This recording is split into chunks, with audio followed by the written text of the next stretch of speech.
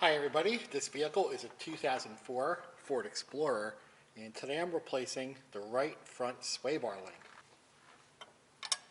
Up top the nut is 16 millimeter, and at the bottom the bolt is 14.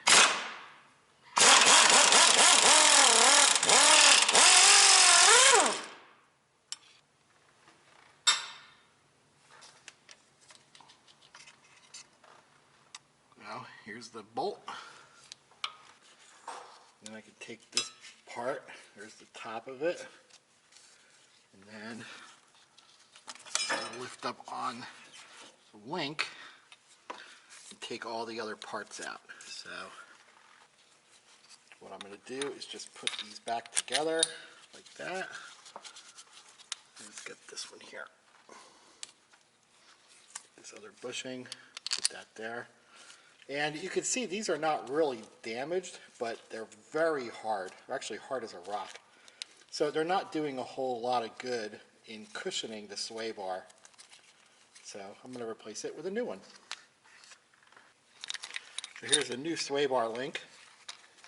And these new bushings are much softer, so they're going to do a better job of cushioning the sway bar to the lower control arm.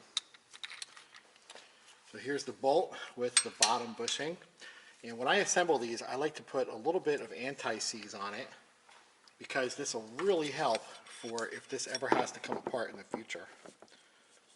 So I want it like that, just spin it, that'll coat the inside. And don't really need to put too much on, but there's also really no need to worry about putting on too much.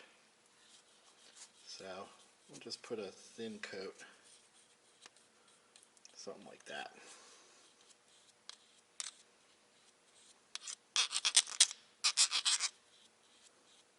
Yeah, this is actually way too much. Let's wipe some off. But the good thing is, if I ever have to take this back apart, which I seem to on my trucks, then it'll come apart pretty easily.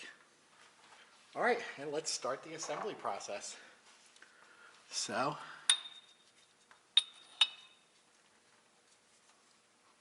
basically put the bolt in like that, and then I'll put a bushing on it there. Then we'll put the hollow tube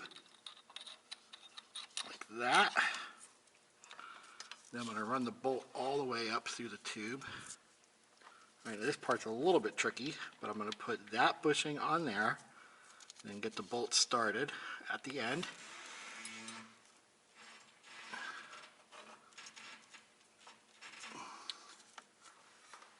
And then just kind of line it up inside the sway bar.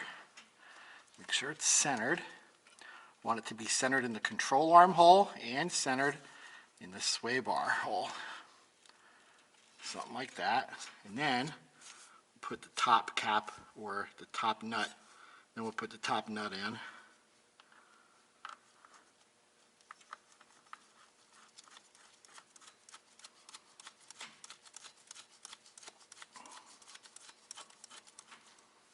And let me just make sure this is in the middle of where it needs to be. Something like that right there.